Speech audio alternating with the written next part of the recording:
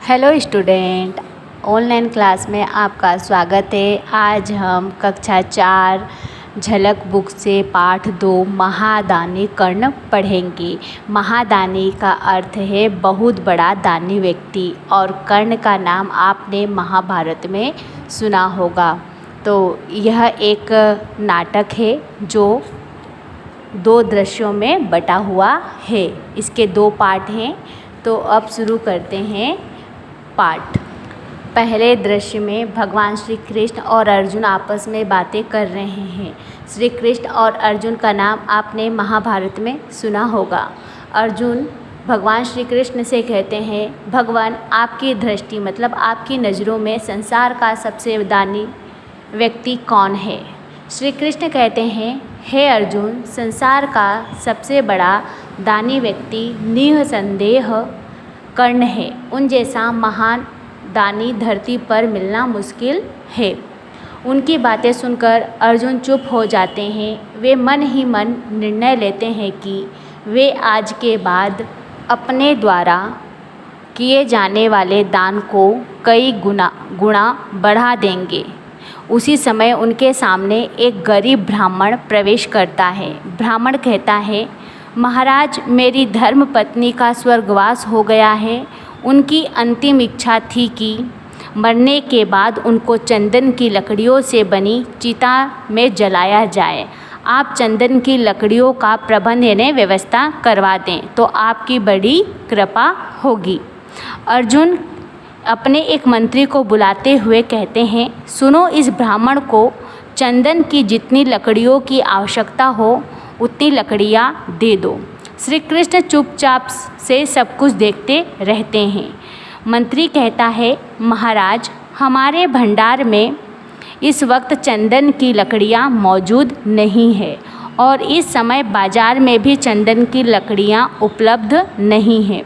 फिर भला हम इस ब्राह्मण को चंदन की लकड़ियाँ कहाँ से दें? इस समय तो हम विवश हैं। विवश का अर्थ है मजबूर हैं। अर्जुन कहते हैं, क्षमा चाहते हुए हाथ जोड़कर कहते हैं, हे ब्राह्मण, इस समय हम आपको चंदन की लकड़ियाँ उपलब्ध कराने में सक्षम नहीं है। मतलब कि वो लकड़ियाँ उपलब्ध नहीं करा सकते हैं।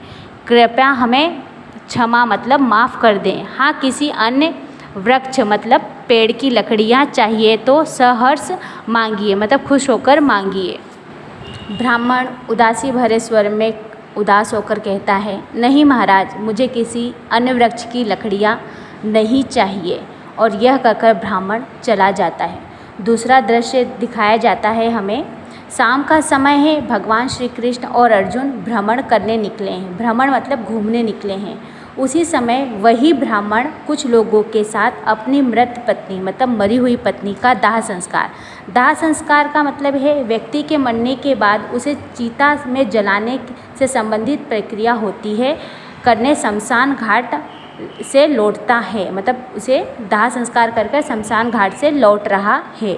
अर्जुन उनसे कहते हैं, ब्राह्मण को रोकते हुए कहते हैं, हे ब्राह्मण, तुमने अपनी पत्नी का दाह संस्कार कर दिया क्या? तो ब्राह्मण कहता है, जी महाराज, कर दिया। अर्जुन फिर से उससे पूछते हैं, पर तुम्हें चंदन की लकड़ियाँ मिली कहाँ से? ब्राह्मण उत्तर देता है, महाराज, यह सब तो हमारे दानी पुरुष कर्ण की कृपा से हो सकता है। अगर वे चंदन की लकड़ियाँ उपलब्ध नहीं करवाते तो मेरी मृत पत्नी की अंतिम इच्छा कभी पूरी नहीं हो पाती। अर्जुन उत्सुकतापूर्वक मतलब एक्साइटेड होकर पूछते हैं, मगर कर्ण के पास इतनी सारी चंदन की लकड़ियाँ आई कहाँ से?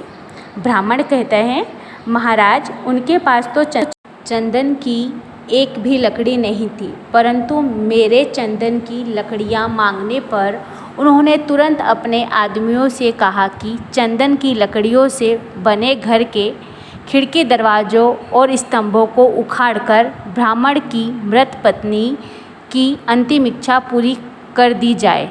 फिर क्या था, देखते देखते मेरी मृत पत्नी की चिता बनाने के लिए चंदन की लकड़ियों का पूरा प्रबंध मतलब व्यवस्था हो गई।